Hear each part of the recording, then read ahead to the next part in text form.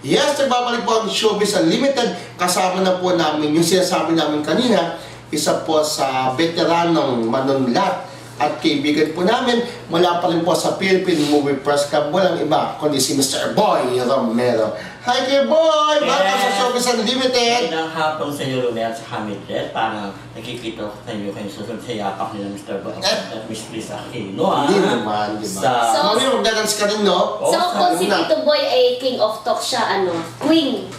Prince Queen, siya. tsaka Prince lang. Ikaw din ang princess. Ay, gano'n. Ay, may ganun, may title talaga sa Kuya Boy, no? Anyway, since andirito ka, nung makakasama ka lang, sabihin nga ka namin mga reactions sa mga ibang balita namin. Okay! Eh, ito na po, balitang Julia Barreto naman tayo. Yes, last Wednesday, marami nga po ang nagulat dahil sa post naman ito ni Julia Barreto, no, sa Instagram, ng kanilang larawan ng tatay niya na si Dennis Padilla, na waki-waki post to waki-waki shots. So, sinasabing naganap na nga ang reconciliation sa pagitan ng mag-ama na alam naman natin naging controversial talaga ang issue ni Julia na gusto ng kanyang ina na si Marjorie Barreto na palitan ng kanilang apelido ng Valdivia to Barreto. Yung Valdivia, yung tunay na apelido po ni Dennis Padilla. Siyempre nga, masakit para sa isang ama, no? Natanggalin yung apelido niya. Pero pumapayag na siya eh.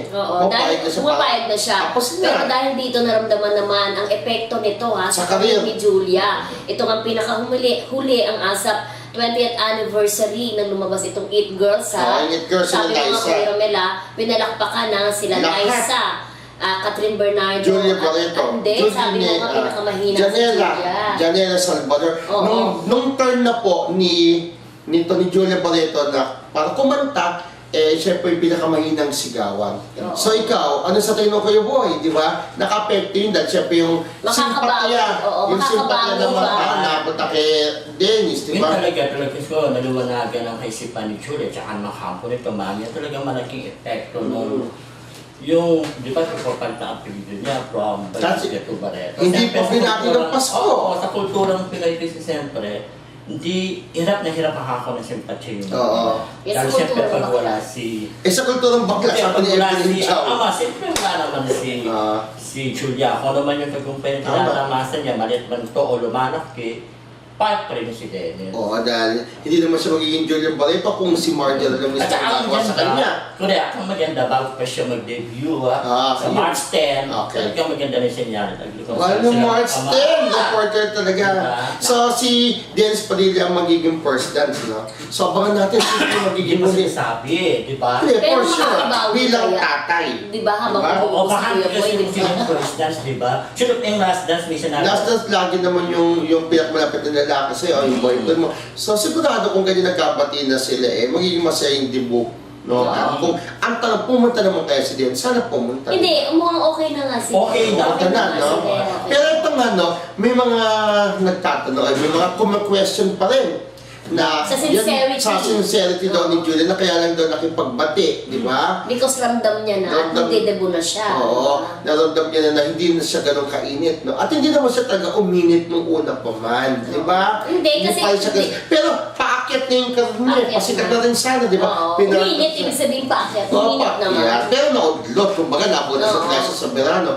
Pero yun nga, ang dami pa rin kung mag-question. Pero kung ako sana wag na, kung ano man yung talagang purpose ni ang mahalaga naman doon, talaga siya na mismo ang gumawa ng purse mo para mag-reach out, nakausapin niya kanyang tatay at imbitahan sa kanyang debut. Ikaw Kuya Boy, so ano sa... So, ginaya niya si Garden. Hindi nga, reaching out. Kung ano maging dahilan niya, importante nga, nagkabati na sila. Yun ang bottom line. Para maging positive na lahat ng mangyayari sa kanya, hindi siya mababawasan siya ng mga taong ayaw sa kanila, di ba? Yun ang maganda sa mga barera. Finally nga, na-realize na mag-ina na talagang may effect kung nangyari yung ginagawa na hindi maganda. Oo nga Siyempre, huwag kayong pag-respeto sa magulang, di ba? I'm sure tuloy-tuloy naman sana yung magbubuha na maganda ng karir ni Julia. Tapos ito pa makahabol na siya. Ito pa mga friends, no, nang sabi daw yata, parang meron yatang effort na rin si Marjorie Barreto at saka si Julia na makipag-reconcile na rin kay Nadine Barreto. Kasi po doon sa isa sa mga Instagram post nung head writer ng ABS-CBN na si GB San Diego. Nagkita sila doon po sa opisina ng Viva. So nang nakita sila dati silang magkasama nito, nagpa-picture. So nagpa-picture sila ni GM San Diego at saka si Claudine. So nag-reminisce siya. Kumbaga dun sa naglagay siya ng na yung pagkikita ulit nila ni Claudine sa Viva, binalik-balikan niya yung nung magkasama sila sa bakol ng ABS-CBN 2. So, andun yung pictures. So, di ba may mga comment doon, may mga comment, maglalay ka, tapos magko-comment ka na. Yung comment, biglang nag-comment, unang-unang pang nag-comment, wala iba, kundi si Julia. Ang sabi niya, she looks so beautiful. Di ba? Medyo may tampuan din yan, no? Tapos si Marjorie naman, may picture po si Vilma Santos at si Julia Barreto. Tapos, pinasya sa Instagram account niya, sabi naman niya dun sa caption na, isa sa pinapaboritong pelikula ni Julia ay ang movie ni Ate B na anak na kasama si Claudine. Wow. So yung pagkitin niya yung pangalan ng kapatid niya, No, pero susunduin ko yung kwento na yan, ha? So, parang may effort na to reach out for Claudine, di ba?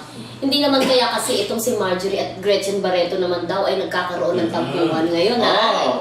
Because of Liza. Because of Liza Soberano. Then sobra daw ang papuri, ang pag-praise nito ni Gretchen Barreto kay Liza Soberano bilang leading lady nito ni Enrique Hill na alam naman natin, anak-anakan niya, no? Anak-anakan niya sa the trial ni Gretchen Barreto, at nakasama niya sa Princess and I. Anak niya rin doon. Kaya sabi niya dun sa post niya, na talagang bagay na bagay si Liza at saka si Enrique Hill at sobrang pinupuri niya si Liza. Yung acting niya. Nakikilatan po naman ni Marjorie Barreto. Oo, alam naman natin, hindi niya nagustuhan. So, unang-una naman, no, ba't hindi niya magugustuhan? Siyempre, no. Hindi kasi na-need din kasi si Enrique kay Julia. Okay. At may mga sa interview ni Marjorie noon, nabanggit niya na okay si Enrique for Julia. For Julia, no? Oo. Ang problema... Tapos sinasabi ni Marjorie naman na bagay si Liza at saka si Enrique. Na parang nagkaroon tuloy ng parang feeling niya merong kakontemporaryo o kalaban niya si kakompetensya niya si Julia, di ba? Na parang kaya bakit pinupuri ito? Parang tinatawag mo naman yung pamangkin mo. Alam mo, nakaka-aliw yung sinabi ni Gretchen Barreto. Kasi tinanong siya sa book launch ni Tita Mitch, Armido Sibendraya. Kita mo yan, no? O kung ano yung birthday wish niya sa pamangkin, no? Okay. Ang sabi niya, kapal ng mukha. Yun daw ang gustong mamana ni Gretchen kay Julia, yung kakapalan ng mukha sa showbiz. So wala naman siyang pinatatamaan. Wala, siguro ang gusto niya maging matapang lang siya. Na just like her, di ba? Kanya-kanya Type of Gretchen, kanya-kanya. So yun nga, no? Anyway, babalik pa tayo sa ibang kwento po natin. Mamaya po yan. kasama pa si Kuya Boy, no? Kasama si Kuya Boy. Mamaya po yan sa pagbabalik na Showbiz Unlimited!